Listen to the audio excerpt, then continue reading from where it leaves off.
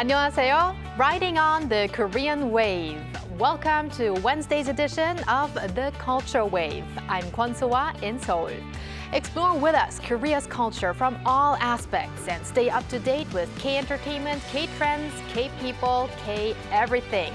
Now for today's show, we're joined by our co-host, Walter Lee. Hello, Walter. Hello, Soa. Happy Hump Day, everyone. This is Walter Lee. You'll be seeing me as your co-host, but also for the K-Enter News a bit later, so stick around.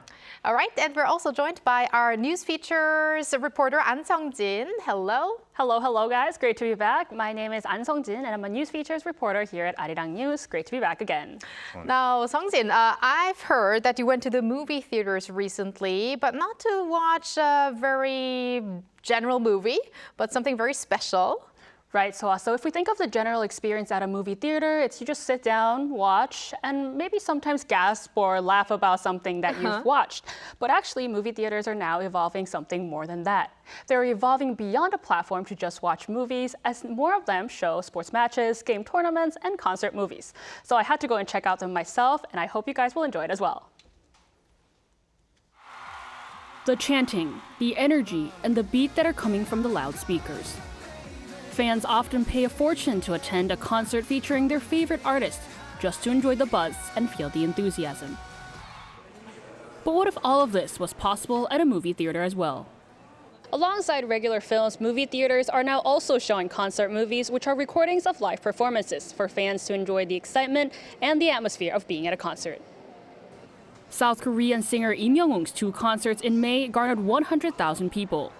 And for his avid fans, the concert has been recreated into a concert movie. And so far, more than 200,000 movie watchers have seen it, generating revenue of $4.4 million. I only get to enjoy the vibe during the concert because it's so far away, but at the movie theater, I could see the details so well. I only concentrate on the singer during the concert, so the movie helped me see things that I've missed out on. From Taylor Swift to BTS, more and more artists are becoming available not only in concert halls, but on movie screens as well. I can really feel that more people are coming to watch such concert movies. At movie theaters, you get to enjoy the concert with a huge screen and an immense sound system, which I think draws in these people and brings the sensation. This theater has actually seen the figure for those coming to watch non-regular films triple from 2020 to 2023. And according to the Korean Film Council, revenue from special screenings of Korean movies last year rose by nearly 40% and brought in more than 110,000 movie watchers compared to the year before. An expert says that these movies target a niche audience and transform a movie theater into a space for community. The South Korean audience is a bit unique. The concept of sing-along movies isn't common outside of Korea. Yet we don't have a fixed stereotype for a movie theater as a space. And this allows movie theaters to evolve into a multidimensional area. With the changing needs of moviegoers, more of the industry is looking to evolve to accommodate the rising demand for concert movies. I think this is a great alternative to concerts. I myself have never been at one before. Have you, Walter? I have not, but now I really want to go because they made a good point of like it feels closer to the stage. Exactly. So I think this is really a great new trend that we're looking at here. But Sung-jin, do you have more details on the movie that you had in your coverage? Right, so while I was covering this article, I could really see why these people go and watch this movie, especially this one, which has a really strong fan base. The concert movie that I covered this time actually has broken the record for the concert movie with the most viewers, as it's sold already around 350,000 movie viewers. BTS's 2019 concert movie, BTS World Tour Love Yourself in Seoul, had previously ranked first for 5 years. It's impressive and at the same time draws out some sort of curiosity about the movie for those who haven't actually seen it yet. Yeah, so you've actually pointed out a few advantages in your report. Are there any more advantages to these concert movies at all?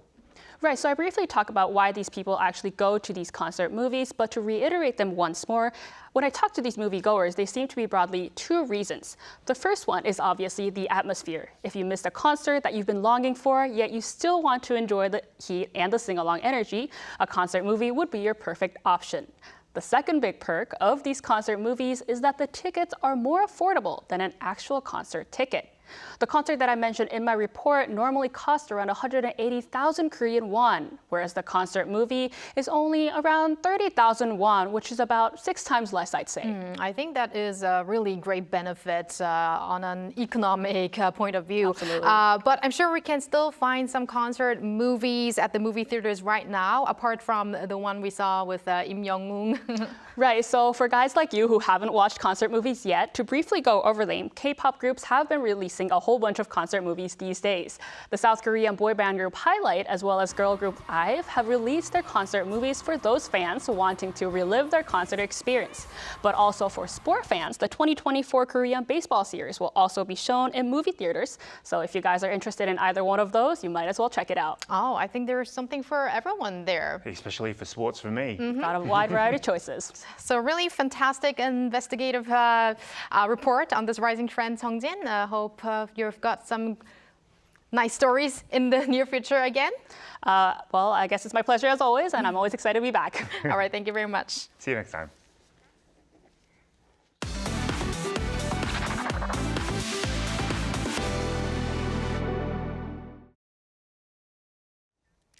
Time for some K-Enter news, of course, with Walter Lee. Now, Walter, starting off with some hellish news. Some hellish news indeed, actually. On Monday, a press conference for the upcoming release of the Hellbound 2 was held at the JW Marriott in Dongdaemun Square in Seoul.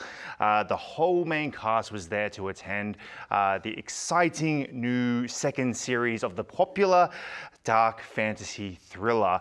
Now, the second season picks off just where it left off in the first season, when 2 of the main characters were resurrected because they were sentenced to hell. So Hellbound, if you don't know, is actually based on a webtoon of the same name. Now, the TV series released in November 2021 gained massive popularity, not just here in Korea, but also worldwide, where it was in the top 10 Netflix charts around 93 countries within the first 10 days of its release. So that's an awesome, I think it actually beat out Squid Games, actually. Oh. During the press conference, the director, Yoon Sang-ho, who directed the movie Train to Busan, or Busan Hang, said, for season 2, I wanted to expand on the Hellbound world rather than copy the same story.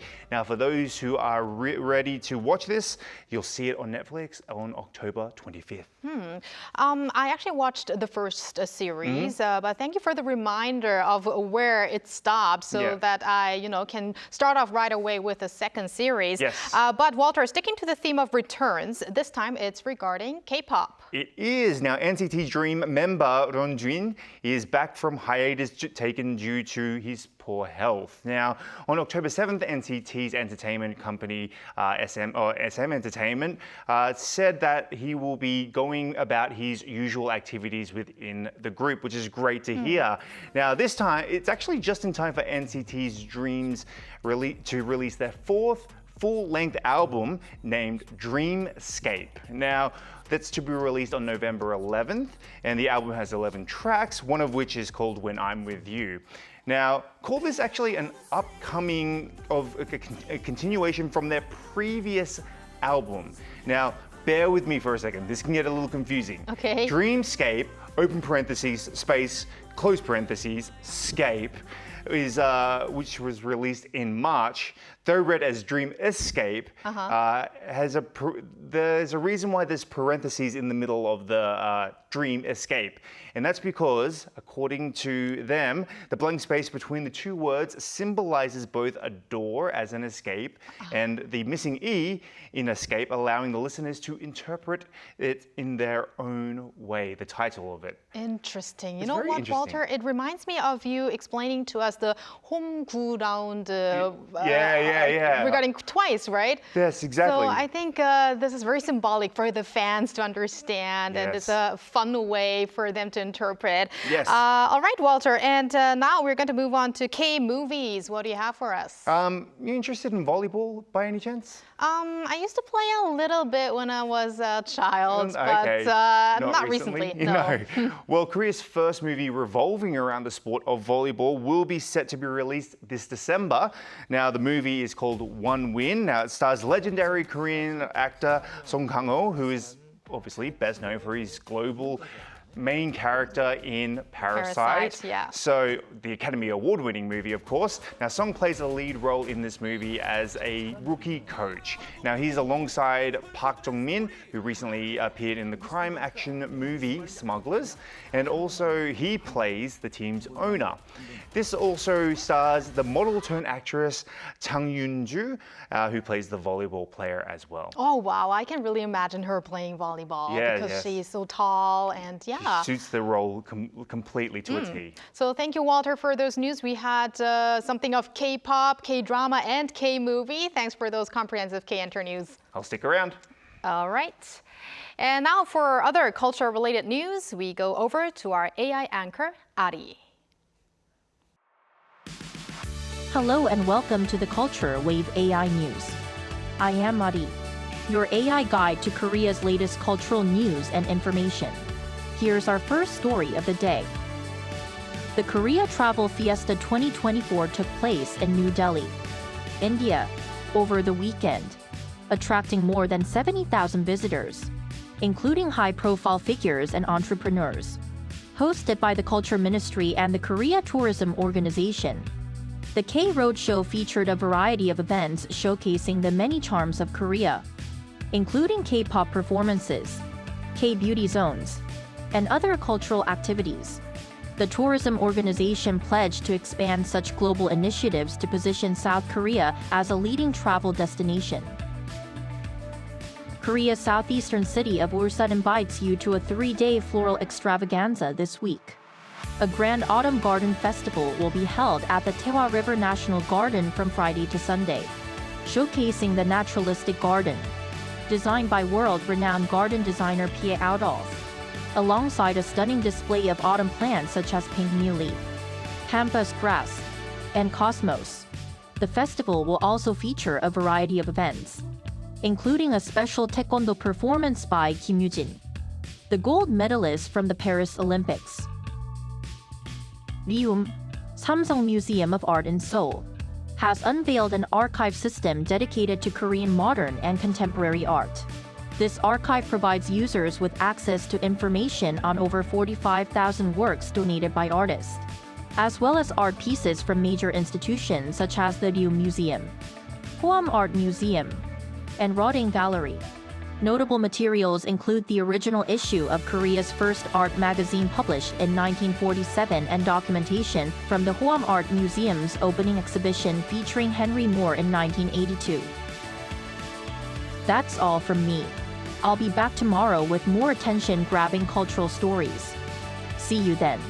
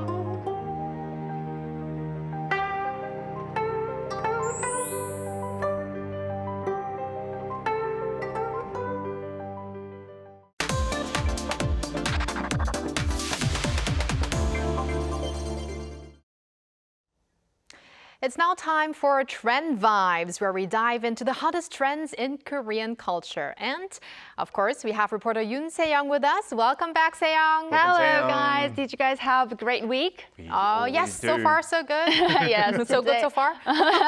Today, we're going to explore the latest trends that are making waves in the Korean culture scene, as always. So, shall we get started right away? All right, so what is our first keyword today? Well, first keyword is luxury brand and ambassadors. Ooh. So, at the end of August, BTS member Jin was appointed as the global ambassador for the luxury fashion brand Gucci. And as Korean pop culture gains worldwide popularity, it's becoming pretty common to see Korean singers or actors are stepping into the role of ambassador for big name brands. So, do you guys know any famous ambassador, K-pop star ambassador, or Only Korean know Jin actors? for Gucci because I Jin? reported on it actually. So. You know, actually, I'm thinking of, I know you asked for K-pop stars, but I was thinking of Kim Yeona, actually. Kim Yeona, I think she's an Dior. ambassador for Dior. but Yes, she's for a long famous. time, She's yeah. a K-star, a K-sports star. Yes, of course. But I'm sort of curious, what does ambassador mean, and how is that different from just like a model, for instance? Well, I was curious too, so I looked it up. Ambassadors serve as the representative consumer for the brand. So the image and vibe of the actor or singer should align with the brand's image as well. So basically, you can say the ambassador is conveying the image of the brand, unique image of the brand to the public. That is interesting. So what impact does having K-pop singers as ambassadors have on the companies? Well, when Hallyu stars take on the role of ambassador, it really does have an effect. And let's take a look at some of the examples.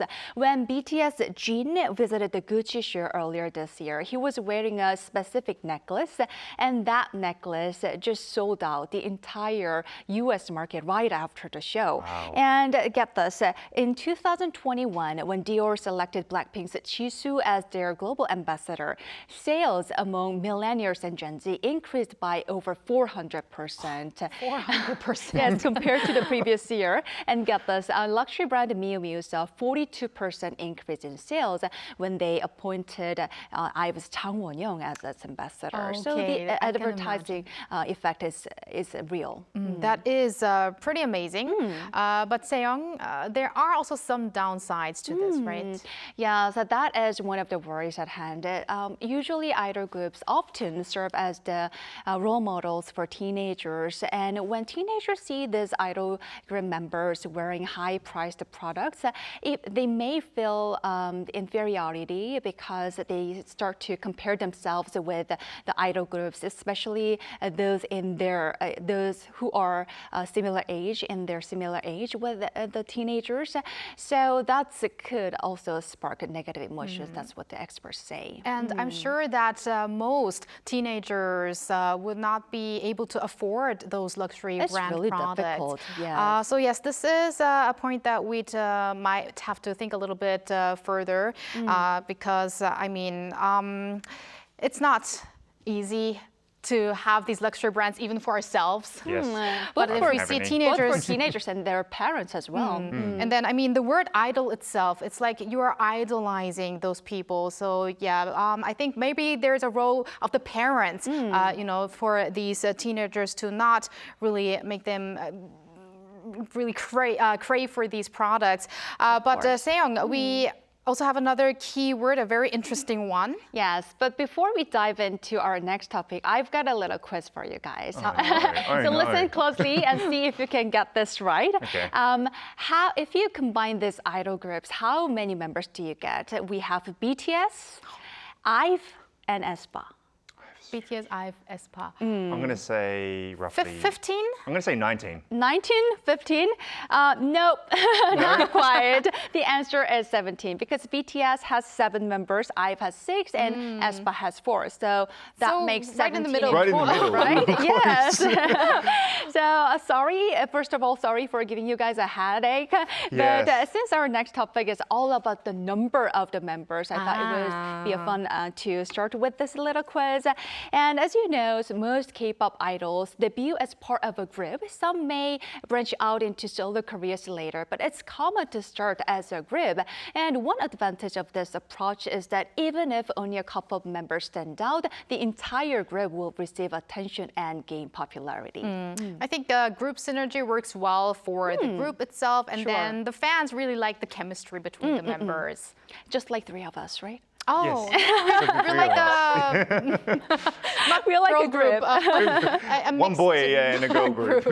Yes, and well, taking a look at getting back to the number of the members, here's a quick rundown of some currently active K-pop idol groups by size. aespa and Blackpink have 4 members. New Jeans and ILIT has 5 members. Stacey and Boy Next Door each have 6 members. BTS and Baby Monster have 7. And there are even larger groups like 17, which has more than 10 members. They have actually 13 members in total, different from their group's name. Oh. So here's another question for you guys. no. Not again. So do you guys know which K-pop idols have the most members? I'm going to say... Super Junior, a little bit. I was going to say Super Junior or EXO. Well, the answer is NCT. Actually. I knew I was wrong. I think our viewers might have wrong. gotten it right. Well, if you combine their subunits like NCT 127, NCT Dream, Wavy, and NCT U, the total number of members becomes 25. Wow. 25. Okay, I did not expect that. Exactly. So, and I just reported on NCT Dream as well. So, okay, so NCT has the most members among boy groups. What about the girl groups? Walter, I think you're much more interested in girl groups, of course. Yes, of course. Well, that would be Triple S. They debuted last year, and guess what? They have 24 members. Well, although they have 1 member less than NCT, but 24 is still a large number. And the members come from all different parts of the world. That's also interesting. Korea, Japan, Thailand, and Vietnam. And get this, their oldest member was born in 2001, and the youngest one was born in 2010.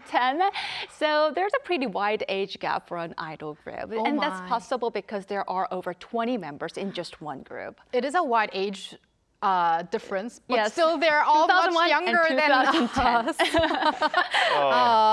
I think with that big amount, there is going to be a little challenge when they move around. They will probably need more than 2 cars, 3 cars, I don't know. Yeah, you're right. They need several vans for transportation, and they have to split it into multiple dorms. And here's another fun story. Well, in July, Triple S revealed on a TV show that their monthly food expenses cost over 30 million won. That is about 22,000 US dollars, and it's pretty expensive.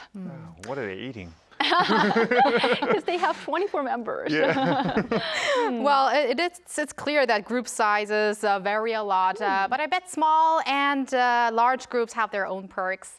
Yes, right. Although there is no official standard, a group with 5 or fewer members is usually considered small, and a group with 6 or more members is classified as a larger group. And large groups have the advantage of catering to a wide range of fan preferences, and they can also form subunits, making it easier for members to pursue acting or variety show opportunities or solo activities as well. Plus, with so many members, it's not as noticeable, even if 1 or 2 members are missing due to other schedules. The fans will notice. Oh, yes, definitely, yes. Yes, but I guess the more members, the higher the cost, right? Yes, of course. Large groups have higher operational expenses, and individual members might not get as much time in the spotlight, and sometimes only a few members receive the most attention, which could leave others feeling overlooked or daunted. I think that makes a lot of sense, but do you think there's a difference between having an even amount of members to an odd number of members? Actually, yes. Oh, really? According to the fans, the odd-numbered groups, like those with 5, 7, 7 or 9 members, they tend to have more visually pleasing choreography.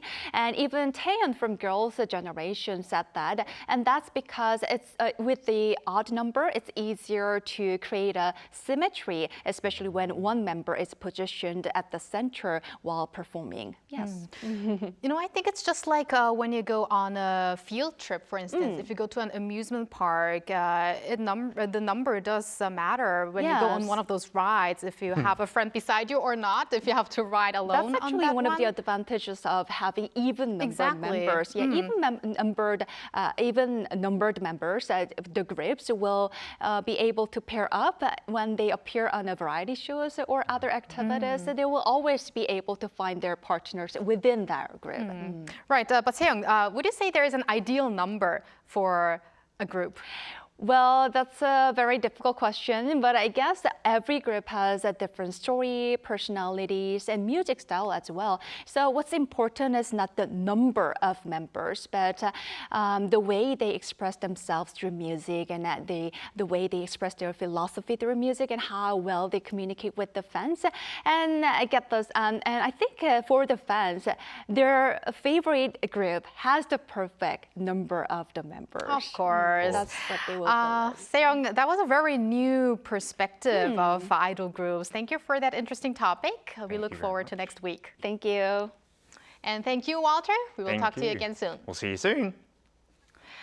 Thank you for spending the past half an hour with us on the Culture Wave, and hope you join us again tomorrow at 2 p.m. Korea time and maybe one day here in Korea.